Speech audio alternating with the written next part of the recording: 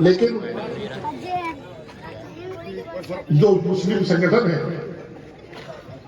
और मुसलमानों के जिम्मेदार लोग हैं, फिर हमारे खून में, रगों में इस देश की आत्मा जो बसती है, हम तो इस देशवासी है ना, इसी वतन की खाक से खाक अपनी मिलाएंगे, इसी वतन की खाक से, खाक कहते हैं मिट्टी को, इसी वतन की खाक से खाक अपनी मिलाएंगे, जो न बुलाए तुम्हारे आए हैं, न भेजे तुम्हारे जाएंगे। इसी मट्टी से जन्म लिया है, इसी मट्टी से पैदा करके अन्न खाना है, और लास्ट में 2 फुट जमीन लेकर इसी मट्टी में दफन होना है। यही भारत के मुसलमान का कल्याण है, इसी में आस्था है, ये मादरे वतन है, इसकी हिफाजत करना जिम्मेदारी है। हजरत मोहम्मद साहब ने कहा है कि 2 आंखों को जहन्नम का धुआं भी नहीं छू सकता। दोजख की आग तो बहुत दूर की बात है, दोजख का धुआं 2 आंख तो नहीं छू सकता। एक वो आंख जो अल्लाह के डर से रोती हो, और दूसरी वो आंख जिसने वतन की सरहद की हिफाजत की हो।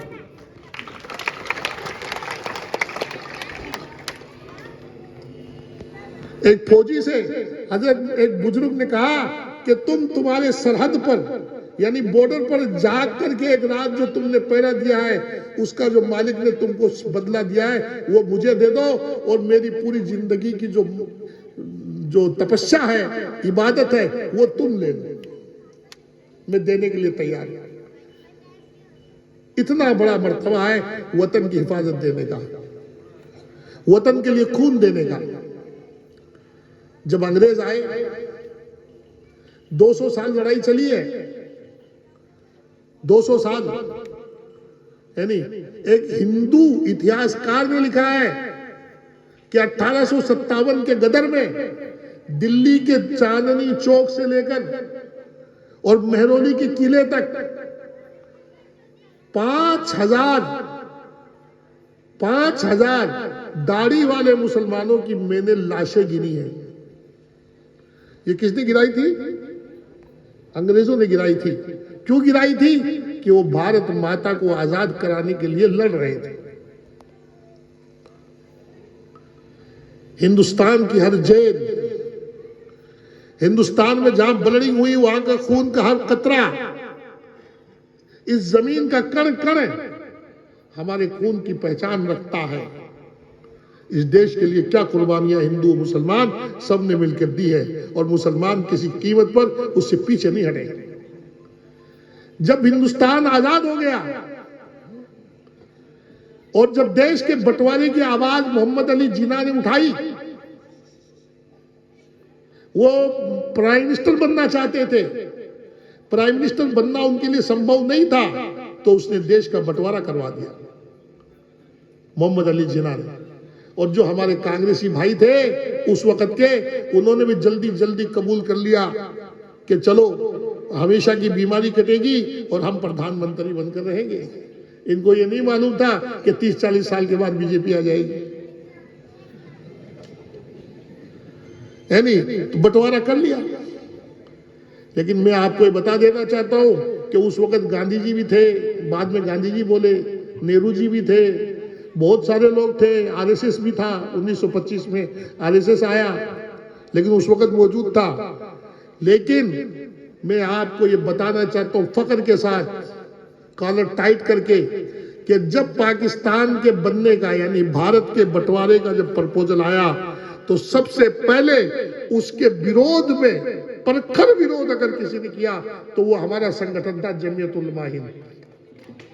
हमने भारत के बंटवारे का प्रखर विरोध किया, और मौलाना आजाद ने ये कहा मोहम्मद अली जिन्ना से कि तुम बेईमान हो, हिंदुस्तान के साथ टुकड़े करके हिंदुस्तान के मुसलमानों के भविष्य का खून कर रहे हो।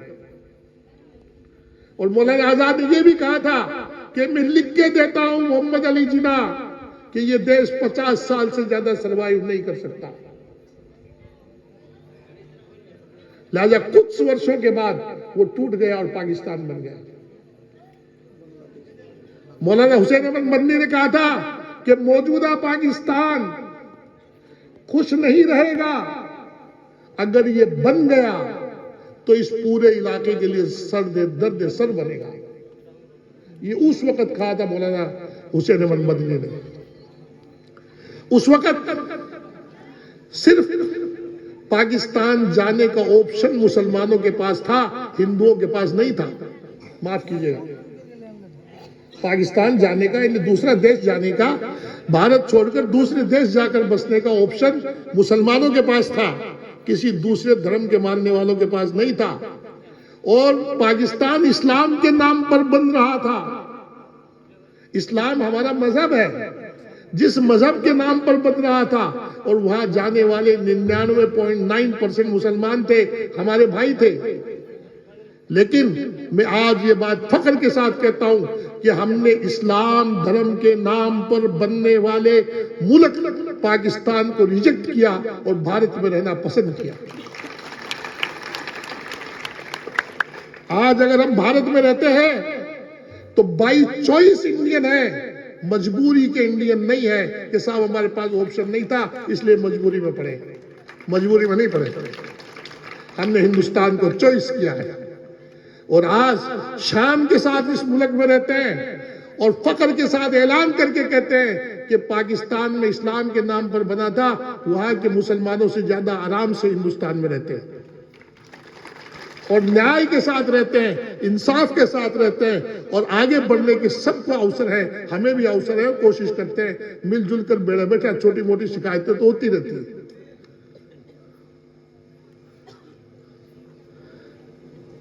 पाकिस्तान का विरोध हमने किया था और आज वही पाकिस्तान है पूरे विश्व के लिए दर्द सर बना हुआ है। मेरे भाइयों, हमने इस देश को समझा है, हम समझ बूझ कर इस देश में रहते हैं। इस देश को देखने का ट्रायंगल अलग है। देशों की पहचान लोग आक्रमणकारियों के नाम पर रखते हैं। ये पृथ्वीराज जी का देश है, ये फलाने का शहर है, ये औरंगजेब का शहर है, ये जनाब जो है वो कौन से बादशाह का शहर है, ये बाबर का शहर है। हिंदुस्तान का मुसलमान, हिंदुस्तान का इस्लामिक विद्वान इस बात पर विश्वास नहीं रखता। हम रिजेक्ट करते हैं इस आइडिया को।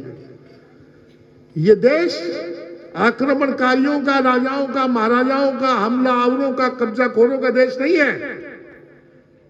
ये पीरों फकीरों का देश है, ऋषि मुनियों का देश है, साधु संतों का देश है, त्यागी तपस्वियों का देश है। इस देश की पहचान पीरों फकीरों त्यागी तपस्वियों से है। उन्हीं का राज है, उन्हीं की बात है, उन्हीं का संसार है, उन्हीं के कहने से देश चलता है। हमने कभी भी फख्र नहीं किया कि बाबर ये था ना वो था। होगा कोई बाबर होगा, आया था हमला आया। राजा का धर्म राज होता है, राजा का धर्म राज होता है, राजा का धर्म इस्लाम नहीं होता। अगर कोई बेवकूफ ये कहता है कि वो हमारे थे, वो मुसलमान बेवकूफ है, वो जानता नहीं है। राजा चाहे हिंदू हो या मुसलमान, उसका धर्म राज होता है, उसका धर्म इस्लाम या हिंदू नहीं होता। मस्कत के राजा सुल्तान काबूस ने अपने बाप को धक्का देकर निकाला कि नहीं निकाला? नहीं निकाला?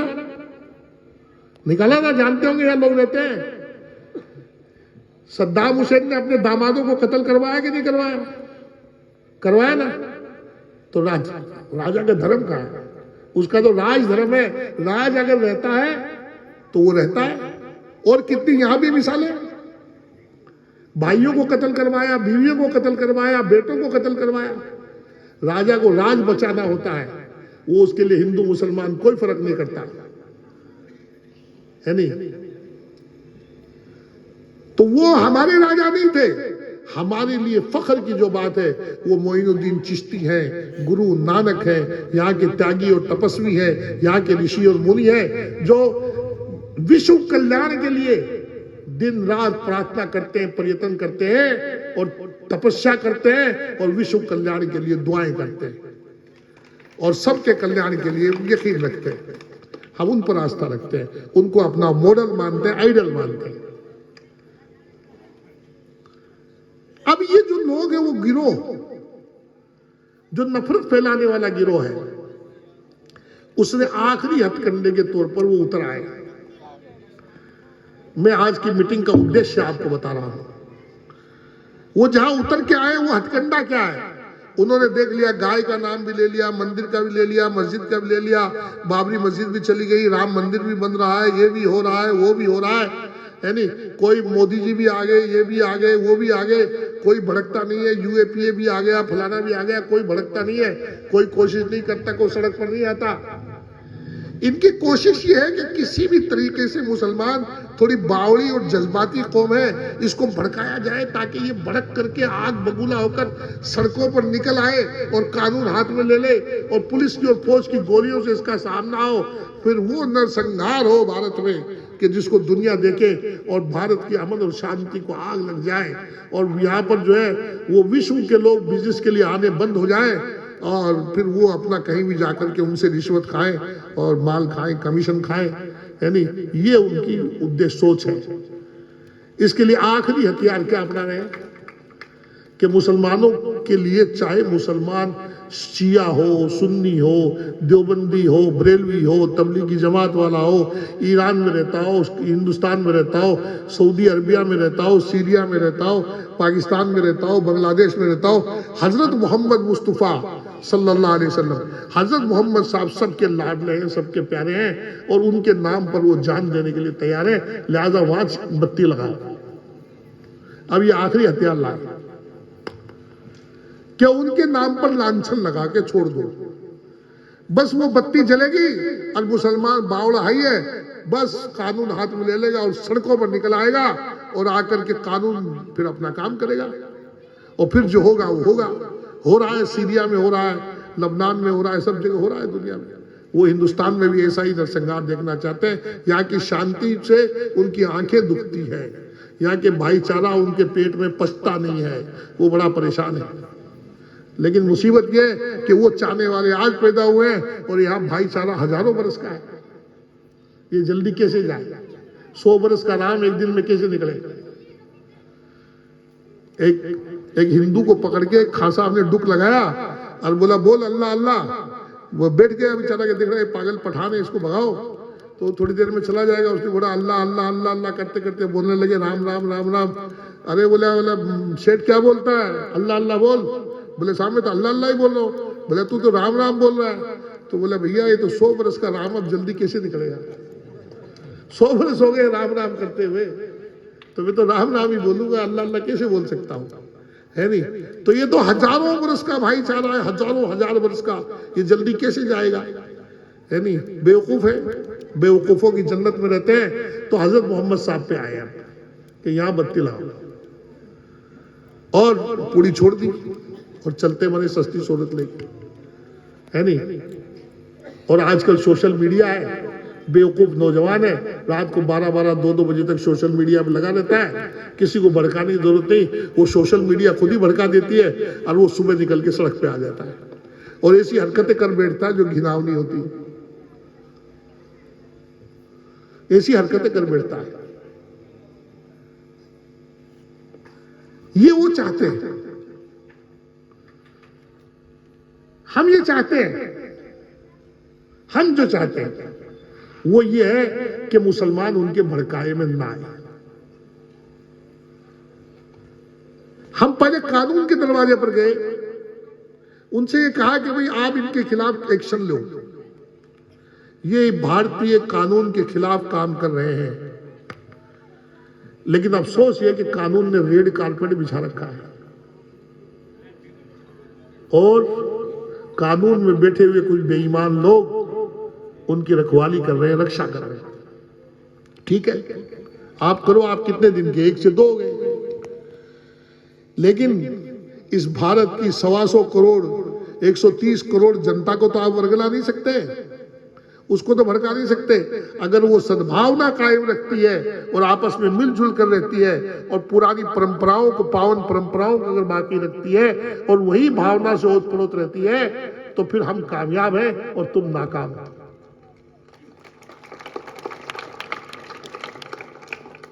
इसलिए हम देश में जनता की अदालत में आए। हमें हमारे हिंदू धर्म भाइयों से हाथ जोड़कर ये निवेदन करना है कि ऐसे तत्वों को वो समाज से अलग करें और बड़ा भाई का अपना रोल निभाए, बड़े भाई का अपना रोल निभाए, अपनी जिम्मेदारी अदा करें। ये समय है इस देश पर। याद रखिए, हम सब ये उम्मीद लेके बैठे हैं कि आज नहीं तो कल, कल नहीं तो परसों मोदी जी के हाथ से, किसी के हाथ से ये देश विश्व में शक्तिशाली बनेगा और विश्व की सबसे बड़ी महान शक्ति बनेगी।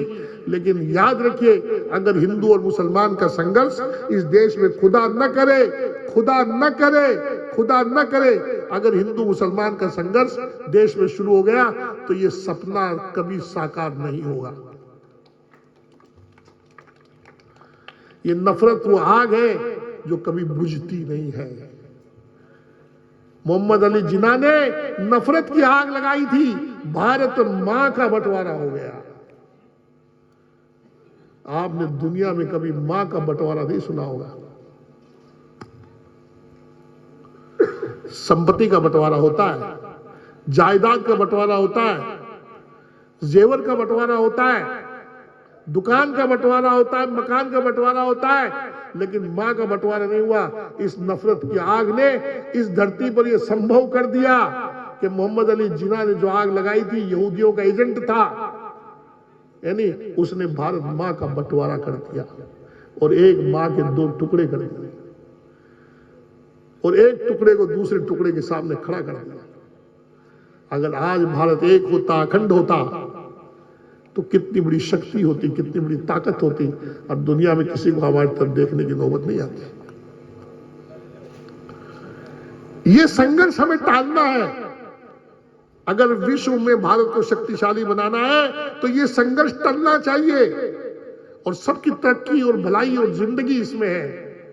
इकबाल ने कहा है, अल्लामा इकबाल ने कहा है कि एक गजल कही है उसने, नया शिवाला, कि दिल की बस्ती बहुत दिनों से वीरान पड़ी है, दिल की बस्ती बहुत दिनों से वीरान पड़ी है, आओ इसके अंदर एक नया शिवाला बनाए, आओ इसके अंदर एक नया शिवाला बनाए। आगे इकबाल कहता है, शांति भी शक्ति भी, शांति भी शक्ति भी, यानी अमन भी और ताकत भी, शांति भी शक्ति भी भक्तों के गीत में है। शांति भी शक्ति भी भक्तों के गीत में है, यानी भारत मां के भगत क्या गीत गाते हैं, उसके अंदर है, समझ लो, शांति और शक्ति। अगर प्यार और प्रेम और सद्भावना, मोहब्बत और भाईचारे के गीत अगर भक्त गाते हैं तो समझ लीजिए यहां शांति भी है और शक्ति भी है। और अगर वो गीत उल्टे पुल्टे गाते हैं, इसके धर्म को गाली दी, उसके धर्म को गाली दी, इसका मंदिर तोड़ा, उसकी मस्जिद तोड़ी, इसकी टांग खींची, उसका हाथ खींचा, इसकी दाढ़ी खींची, तो समझ लो भैया ना अब शांति है और ना अब शक्ति है।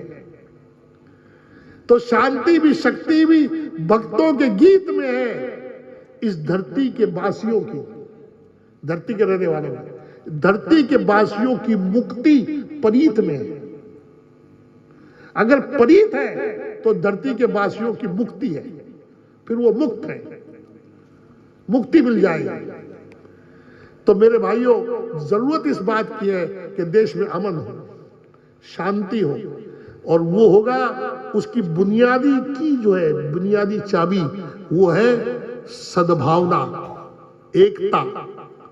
तो हमारा देश एक रहेगा, अखंड रहेगा। हिंदू और मुसलमान को मोहम्मद अली जिन्ना ने लड़ाया था, और उसने ये कहा था कि जब आज लड़ रहे हैं तो ये कल तुम्हारे साथ न्याय नहीं करेंगे, इसलिए तुम अलग देश ले लो, है नहीं। उसकी बात गलत हो गई। जो रह रहे हैं उनको अमन मिल रहा है, और जो चले गए उनके पास वो अमन के लिए तरस रहे हैं। ये कहकर लड़ाया था, और यही कहकर लड़ा करके अगर आज दोबारा संघर्ष शुरू हुआ तो इस देश को टूटने से कोई रोक नहीं सकता। ये आज शुरू कर लो, 40 साल बाद देख लेना, चाहे 100 साल बाद देख लेना। अगर देश को एक रखना है, अखंड रखना है, तो उसके लिए सबसे बड़ी जरूरत है कि हर धर्म का आदमी, और विशेष तौर पर हिंदू और मुसलमान दोनों मिलकर एक साथ उसी पारंपरिक और पावन भाईचारे के साथ रहे, और आपसी सम्मान के साथ रहे, सौहार्द के साथ रहे। अच्छी और नेक भावनाओं के साथ रहें, जिस तरह हम हमेशा से हजारों बरस से रहते आए। ये आज की हमारी इस मीटिंग का उद्देश्य है और ये हम कर रहे हैं। इसमें अच्छा हमें इस लोगों का स्नेह मिल रहा है और हम देश में फैल रहे हैं। इससे देश जुड़ेगा, मजबूत होगा, अच्छी भावनाएं पैदा होगी और संघर्ष टलेगा और वो लोग बैकफुट पर आएंगे। उनको नाकाम करने का यही रास्ता है। अगर सरकार अपना काम करती और कानून अगर अपना अमल करता तो हमें शायद आप तक आने की, आपको तकलीफ देने की जरूरत नहीं पड़ती। यानी हमारा संगठन भारत में 100 साल से कार्य कर रहा है। भारत की आजादी में हमारा लीडिंग रोल है। भारत के संविधान के निर्माण में हमारी भूमिका है। पाकिस्तान में और साइमर कमीशन के बाइकाट में हमारा सबसे बड़ा रोल है। गांधी जी के दांडी मार्च में हमारा बड़ा रोल रहा है। पाकिस्तान के हिंदुस्तान के बंटवारे के बाद हिंदुस्तान में रहना हमने कबूल किया, इज्जत से रह रहे हैं और यहाँ के हिंदू भाइयों के साथ मिलकर के इंसाफ की, भाईचारे की, मोहब्बत की लड़ाई लड़ रहे हैं, मिलजुल कर रह रहे हैं और चलते रहेंगे। इसी भावना के साथ हम आगे काम कर रहे हैं। यानी यही हमारा भारत में संदेश है, प्यार है, प्रेम है। हम ये चाहेंगे कि मंच हमारी मदद करे, सभी हिंदू लोग बड़े भाई का रोल निभाएं, आगे आए, अमन और शांति और नफरत के फैलाने वालों को अलग करें, अमन और शांति के पक्षधरों का साथ दें ताकि अमन और शांति फैले, लोग खुश रहें, मेहनत करें, आगे बढ़ें और एक एक आदमी बेकार की बातें न सोचकर अपना काम कर जिम्मेदारी निभाकर देश के विकास में योगदान दे और देश आगे बढ़ेगा, शक्तिशाली बनेगा, प्रगति आएगी, सबका भला होगा, सब सुखी रहेंगे और हर धर्म पनपेगा, हर बात आगे बढ़ेगी। यानी मिलजुल कर रहेंगे। इसी संदेश के साथ, इसी बात के साथ आपने इतनी देर तक मेरी बात को सुना, उसके लिए मैं आपका बहुत धन्यवाद करता हूँ और शुक्रिया अदा करता हूँ। शुक्रिया। खुदा हाफिज़। अस्सलाम वालेकुम।